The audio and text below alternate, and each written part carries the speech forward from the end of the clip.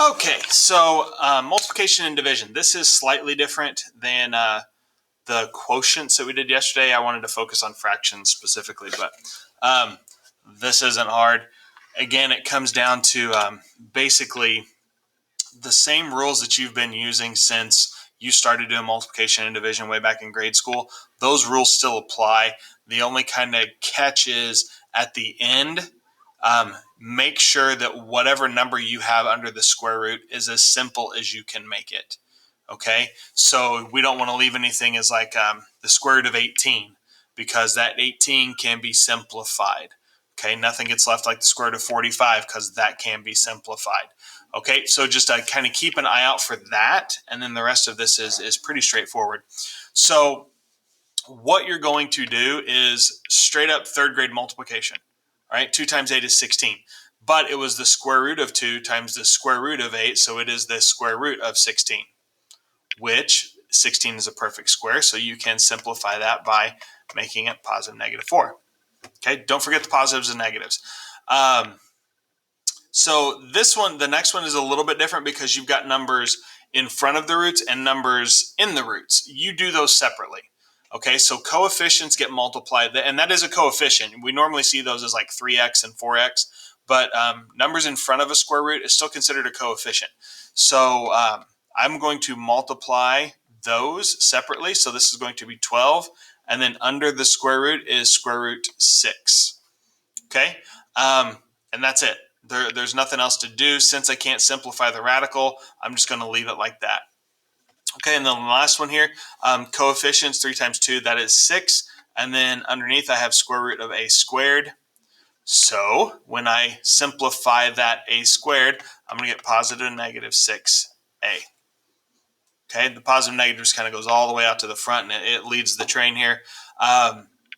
6 I didn't have to do anything with because it was already outside of the root, but I just want to make sure that the stuff underneath the square root gets simplified. Okay, that's multiplication in a nutshell. Super easy. It just makes sure that you don't multiply something out front by something inside. So what I mean is if I gave you like 2 root 5 times root 3, the 2 and the 3 don't get multiplied together. Okay, they're very they like to stay with their own kind. Coefficients with coefficients, numbers under the roots with numbers under the roots. All right, division. Division is super straightforward too. The idea is once you do your division, you make sure that something under a radical gets divided by something under a radical. That's why these last couple are in here with coefficients. But I want to make sure that once I get my answer, I make that as simple as possible. So the square root of 18 divided by the square root of 2 is not too hard, square root of 9. Well, your brain should kind of kick in and say, oh, wait, I can take the square root of that. So that is positive and negative 3. Okay, square root of 12 divided by square root of 6, that is square root 2. I can't do anything with that, so just leave it. X to the third and x, coupled with algebra. So I'm going to divide out an x term here. So that is going to be the square root of x squared, which is positive negative x. And then 10 root 6 and root 2. So divide out a root 2. That is 10 root 3.